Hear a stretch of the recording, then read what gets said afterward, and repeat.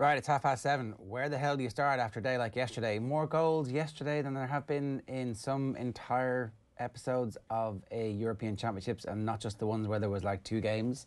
I don't know where to start, Owen. Do we start with the Spanish goalkeeping calamity that gave Croatia their in, or the crazy Croatian comeback, or the brilliant performance by Spain in extra time? Do you want to start with the heartbreak of Kylian Mbappe, or is it Paul Pogba's world and Manchester United fans are going, I mean, what can we have that? Could we just have a little bit of that? And where was N'Golo Kante compared to the normal N'Golo Kante? What was going on? N'Golo Kante kind of existing on the left wing at times in that first half. Didier Deschamps' team selection yesterday is right up there in terms of one of the great modern moments of comedy. It has given us so much joy. It gave Switzerland so much hope, and it resulted in one of the craziest ends to a crazy day of football. The two games that go to extra time plus penalties, 240 plus minutes. That is longer than the screen version of Hamlet starring Kenneth Branagh, and that is bloody long. Now, of course, there are a whole pile of similes you could now make comparing that particular tragedy to the one last night of the French, but I'll leave that up to you. The Deschamps thing, right? Like, I have to say I was completely rope-a-doped by the performance of France in the semi-finals of the World Cup, in the finals of the World Cup, and even the first performance against Germany. I was like, oh no, all that's happened here is that he's built a defence to make sure that they don't get caught like they did in the Euros 4 years ago, 5 years ago, and actually he's going to allow the full expression of this team to come out. But that did not happen. That, like, from that first game where they were actually good against what I think is going to turn out to be a decent German side, they just got more and more progressively weirdly conservative, and even though they scored 3 times last night, it was still an ultra-conservative team selection, and they didn't score until they went 4-4-2, right? And also just strange, given the options that weren't available to him, to go 3 at the back, to essentially play Rabiot as a left wing back when Dean was injured and Lucas Hernandez not fully fit. Your 2 left wing backs not available basically to you, and you go to that formation, which is mad. That is the only way you can describe it. Like, it's interesting to look back at that Germany game now, given we understand how this story ends, because at the time the criticism you could have made is, should France have been a little bit more dominant? Should they have asserted themselves a little bit more in that second half rather than sitting back and counter-attacking? And it's interesting, Arsene Wenger was on BN last night, and he said that France relied too much on counter-attacking, that in this tournament a higher than usual number of goals are being scored in play construction. France showed very little of that all tournament. And he's right. They were very much reactive to what the opposition were doing. They felt that if they could sit back and submit to what the opponent was actually doing in terms of a style of play, France would be able to catch them in the break time and time again.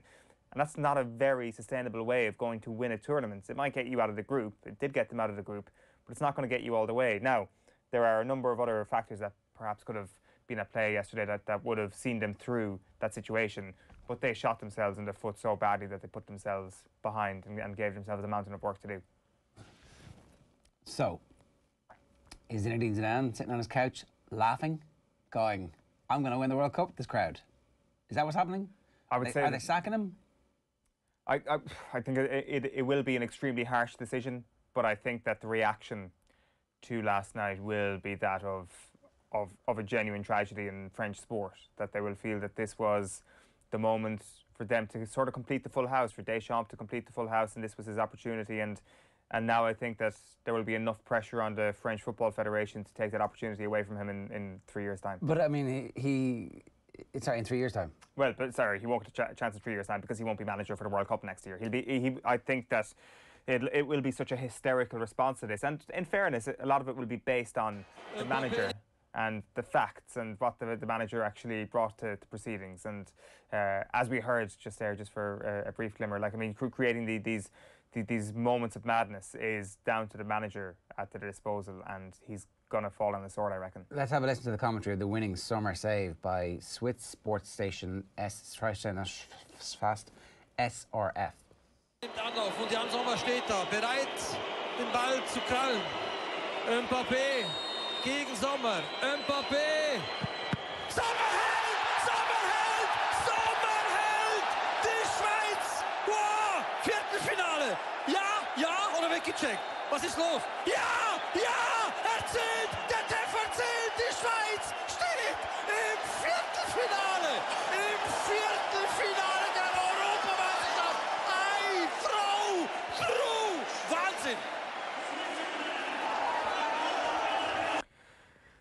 I didn't actually see a replay of it. I presume it was fine, was it? I presume so. The UEFA don't tend to give us the full truth when it comes to certain replays. Premier League, I think we got used to being overly generous with our replays. And who cares? I don't want to see the replay. I just want to see the celebration and the Swiss players going absolutely crazy. Like, did you think Mbappe was going to miss when he stepped up? I don't know. I mean, you kind of feel like this is supposed to be Mbappe's tournament, and Philippe Auclair from the pre-tournament was like, I think there's something wrong with Mbappe, and so far he kind of had been like not quite, you know, there was still room for Mbappe to score twice last night, score twice in the quarters, once in the semi, and then a hat-trick in the final, and be like, wow, look at me, I'm the greatest footballer of all time. But that didn't happen. It didn't. But if we go back to one of the early indicators in this tournament, that Germany game, I thought Mbappe looked really good that night. And we said the morning after, well, I said the morning after, I'm not going to throw you under the bus with me, that Mbappe is going to have an Argentina-type moment in this tournament where it's like, okay, I own the World Cup, now I own the European Championships. This is my ground. I'm the best footballer in the world. And that felt like it was an automated thing, that there was just no question about happening. And it just seems weird this morning that it hasn't happened. That little moment in extra time where he has such a good opportunity and his right foot, his standing foot, just slips. Just there's a slight slip. He looks like he's injured himself as that happens. And I know he had the back heel that leads up to Benzema's goal, his second goal, and there were nice moments here and there.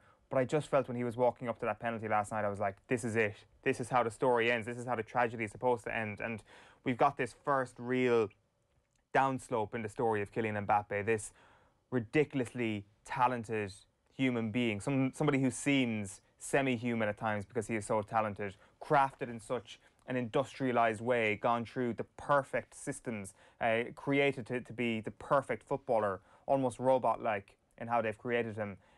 And now we have a glitch. We have a major glitch. If he was a piece of technology, he would be recalled this morning because something has gone badly wrong with Kylian Mbappe. And it is spectacular that this moment has happened as a result of him missing a penalty, of him missing an incredible chance in extra time. And it makes him infinitely more interesting as a character than he was 24 hours ago. Jerome Rotten, 2 days before the last 16 match, said that he's a leader on the pitch, no problem. That his ego extends to off the field too, that bothers me. I think Deschamps can no longer manage it. It is problematic. It is surprising he lets Mbappe do so many things. It can be seen in his performances on the pitch today. We cannot say that Kylian Mbappe has had a successful Euros. This is pre the penalty miss, so there is going to be a significant backlash in France against Mbappe, and so maybe that kicks him off away from France and he moves. I don't know. It's going to be very interesting now. Like the ramifications for this are going to be quite serious, I think, from a France perspective. And like, I'd love to see Zidane manage that team. Wouldn't that be better? Well, but also Zidane is somebody who puts his arm around Mbappe straight away and is like, it's okay, you've missed a penalty. You've got a World Cup. I mean, like, this is going to happen for you sooner or later. Don't worry. And that's what he needs right now. Like, he released a statement last night. I'm not a fan of this. Players having to feel the need to go onto Twitter to apologise for something. So, like, he talks about it being difficult to turn the page, the sadness being huge after the elimination. I'm sorry for the penalty, he says. I wanted to help the team, but I failed. It will be difficult to sleep, but this is what happens in this sport I love so much. Like, it's quite heartbreaking to see that. None of his teammates going over to him immediately after missing the penalty was quite telling as well. I'm sure they're all going through their own little moments of individual grief. Yeah, I saw people giving out about that. Like, I mean, I don't know. I'm not reading too much into that. Like, yeah, the bunch of selfish players worried about themselves and also not really wanting to be in the camera at that precise moment. You know? Do you want to be? You know? It just felt very individual, very walk of shame from Kylian Mbappe for quite a long time afterwards. And maybe that's just a reaction to what we normally see, except if you're Loris Karius, which is your players coming to comfort you after something badly goes wrong in a game. Even Unai Simon had a player come over to him, a couple of players come over to him after he... That's in the middle of the game. Yeah. That's in the middle of the game. Yeah. That was a spectacular own goal. That was like, I mean, of all of the stuff that happened yesterday, Unai Simon is pretty fortunate that everything else happens after that. That's the very first thing that happens, because it won't get replayed again and again and again and again today on an endless loop. It will at the end of the tournament. We go, oh, hang on a second. Remember, Pedri's first goal for Spain was an own goal, because he fairly fizzed that ball back. I was listening to Graham Hunter, and he's like, no, definitely not Pedri's fault, but like just a little, do you know, and a couple of inches to the side of the post there maybe, or the other side, as opposed to, boom, oh, shoot. And the ball does start on the outside of the post as well. So, like, why are you curling the ball back to your goalkeeper? It's remarkable. But I mean, you're right in that Unai Simon has been forgotten a little bit, because the 200 minutes that happened of football afterwards kind of colour that. But in those 200 minutes, you had two incredible Simon moments. It's the second one in particular, just an incredible piece of goalkeeping. He was truly redeemed. He went out of his way to redeem himself. And then I think in that first half as well, that Alvaro Morata header was one of the worst headers I've ever seen from a professional footballer. To be that close to goal and to head it so far away from target. I don't think we appreciated how bad a miss that was. So for him to get the ball in a similar place in extra time, but to take a touch this time, and then on the half volley to smash it into the back of the net, that is balls. And it is the same from Simon as well. And the two of them, they've had their Mbappe dip in their character arc last night, but the two of them said, nah, screw that, and they got their peak as well. This is a stat for you. Morata, that was his 5th goal at the Euros. So he's Spain's joint highest goal scorer at the European Championships. Makes as sense. a result of that, alongside Fernando Torres. Like the winning goal from the Euros that Fernando Torres is hurdling the Germans in, that was popped into my timeline this morning. Fernando Torres doesn't get enough love because he had that dip in his career, but like, wow, what a beast. What an absolute beast Fernando Torres was. And we didn't appreciate it fully at the time. I mean, maybe if you are a Liverpool fan, you did. I had a theory about how Fernando Torres is that one signing that Liverpool were able to make that restored their credibility internationally as a club. That actually having a single individual player, because if you remember back before Benitez got there, like what were Liverpool for about a decade? Nothing really. Like they were like Arsenal in the last half decade of Wenger, and like Arsenal now. So a single individual massive signing like that kind of jolts the world awake. That's why Villa need to keep Grealish, basically, was my... Yeah, it was like, I mean, Michael Owen and Steven Gerrard would have been the very fabric of that, and Robbie Fowler prior to that. And maybe there was just a lull after Owen, where there was like, okay, who's actually going to be the person who steps up and is our iconic number 9, and he certainly did that. 7:43 this morning, OTB AM, brought to you by Gillette. Good morning. Start with Gillette. Put your best face forward with their new and improved razors. Let me tell you what's coming up between now and 10 o'clock this morning. We have a very busy programme for you. We've got our Euros debrief, obviously we're starting that. We're going to talk with Phil in just a moment. Daniel Harris standing by. We're going to talk about England. We're going to talk about some transfer stuff. We're going to talk about the games last night. We're running through the sports pages. Katie Power is going to talk to us about the Camogie season. We've got Euros, more talk about the Euros at 8:50. Frankie Dolan has a book out, the Roscommon Legend. 9:10, we're going to hear from him this morning, and more reaction from 9:30. Now, Phil Egan, good morning to you. How are you? Morning, lads. How are you doing? How do you make sense of yesterday? Where do you start? Well, look, you know me, lads. I try and stay calm and reassured, and wouldn't really get into hyperbole, but that's probably the greatest day of international football I've ever watched. It was unbelievable. And the Simon own goal pretty much set the tone for what was about to happen. That you were there thinking, what have I just watched? When Simon's own goal goes in, and then that's pretty much how I felt going to bed last night. What the hell have I just watched? France are out of the Euros, Spain are into the quarterfinals, and now there's a host of teams thinking we can win this. I picked Denmark as my dark horse. I'm starting to think, like when I said dark horse, I thought like semi-final, maybe final at a stretch, but Denmark now must be thinking we can win this. Why limit it to just international football, Phil? Why isn't this the greatest day of sport, full stop? Do you know what? That's a fair point. That is a fair point. Sometimes you get the crossover where there's different sports going on at the same time, and that kind of adds to it all, where this was just purely football. But there's people out there that don't like international football. That when the Premier League is on and there's a break for international football, they think, well, when's the Premier League coming back? This is why you have qualifying for international football tournaments. This is the trade-off. This is it. Like, this is the magic. I saw somebody say, you know, when you got to squeeze a bit of juice out, like, this is what you do it for. Yeah, if you can't handle me at my England versus San Marino, you don't deserve me at my France versus Switzerland, I think is what you're trying to say. Absolutely. Yeah, absolutely. And do you know what? We've still got 2 more games today in the last 16, and then the quarterfinals could throw up anything. Now, the only thing I was thinking about, because some of the big hitters are gone, and you think, wow, that was brilliant. My only concern is that you get to the latter stages of the tournament. And it's rubbish. And yeah, you're kind of left with teams that can't believe that Switzerland they're in the 0, Czech Republic 0 in the final. That kind of thing, yeah. But look, I can't even think like that after what we just witnessed. It was absolutely unbelievable. I think here's the thing, like, say Switzerland were to 0-0 it all the way through and win it from now, at least they would have the France game where that would separate them from what Greece did when they 0-0'd it the whole way, essentially, you know, metaphorically. But I would agree with you. We were talking about Deschamps. Does he get sacked after this? Should he get sacked after this? Because, like, you won a World Cup, you're an absolute legend, you've won it as a player, you've won a Euros as a player, you were on the verge of glory, but, like, come on, there's, like, a bit of evidence here suggesting you don't really know how to get the best out of this team. See, the tricky thing now is that we're in that strange situation where the World Cup qualifying campaign has already started, which usually wouldn't be the case. You would be going straight into a qualification campaign after a major tournament. So does that help his cause? But he got it so wrong last night with his team selection. I know, say, for example, this evening, there's talk that England are going to go 3 at the back to try and mirror what Germany are doing. But there are 2 teams that maybe are quite close in terms of ability. France should be beating Switzerland.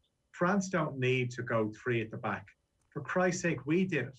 Mick McCarthy did it. Said, let's go 3 at the back against Switzerland.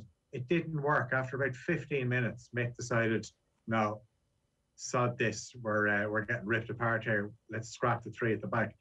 France, like, even whatever about changing his formation, he got the personnel so wrong as well. And rightfully, he's going to be absolutely hammered in the French media for it. Then, obviously, he changes things in the second half. And there was a reminder of what France did to us at the Euros in 2016, where they blitzed us in the space of a few minutes. I haven't even talked about Benzema's first goal. That touch, that's some sort of sorcery, what he did there. It was unbelievable. I had to watch it back, thinking back to what Bergkamp did for Arsenal against Newcastle. And 3-1 up, Pogba scores, and you think, that is it. It's done and dusted. But because Deschamps had changed his formation to get them into that winning position, he stuck with it, and then obviously they leaked a couple of goals. But yeah, he's going to be absolutely hammered. And I suppose what doesn't help his cause either is Zidane is there. Yeah, exactly. Yeah, Jean-Philippe Leclerc of L'Equipe, we're going to talk to him a little bit later on to get his thoughts on who should be managing France when it goes to the World Cup. I'm just checking up their qualifying campaign. They've got Ukraine, Finland, Bosnia and Kazakhstan, and 3 games played. They've drawn 1. They drew with Ukraine at home. So it's not the easiest group of all time, but it's also not a very difficult group. Finland would be the only other threat apart from Ukraine at this point. And really, are we going to say Finland are going to knock France out at this stage? Like, you know, there'll be a playoff at least guaranteed for them. So I don't know. Stick Zidane in, give us a bit of crack, right? Absolutely. Well, do you know what?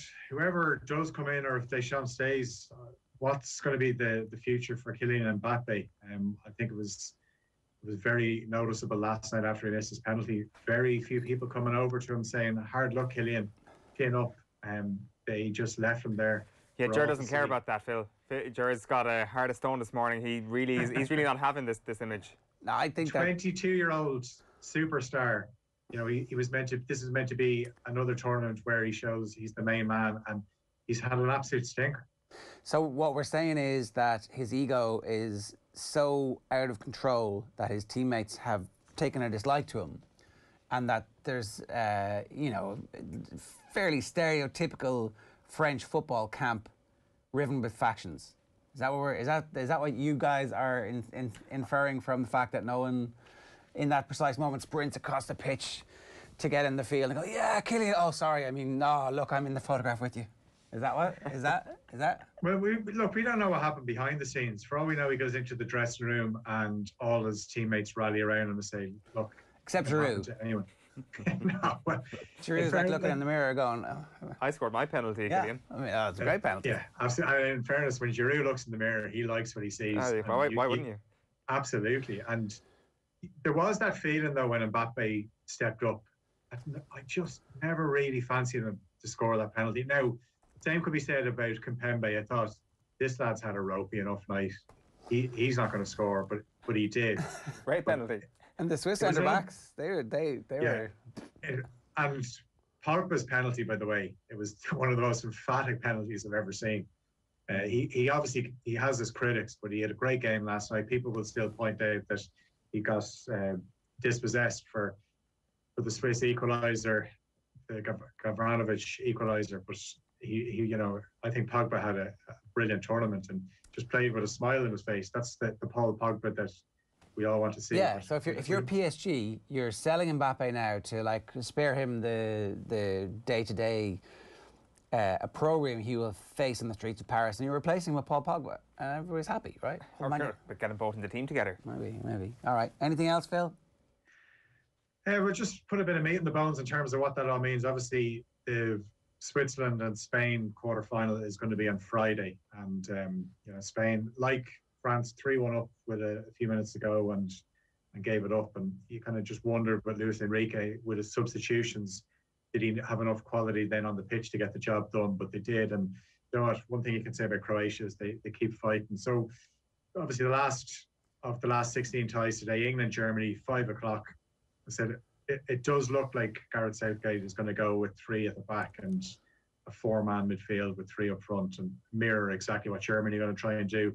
And then you've got Sweden and Ukraine at Hampden Park from 8 o'clock. Well, all this was going on, by the way. Scott Parker shows this moment. He left Fulham by mutual consent and started to think maybe he's going to get the Spurs job, but he's the new Bournemouth manager. He said it's the perfect fit for both parties, and he signed a 3-year contract with Bournemouth. So he's got himself another championship job.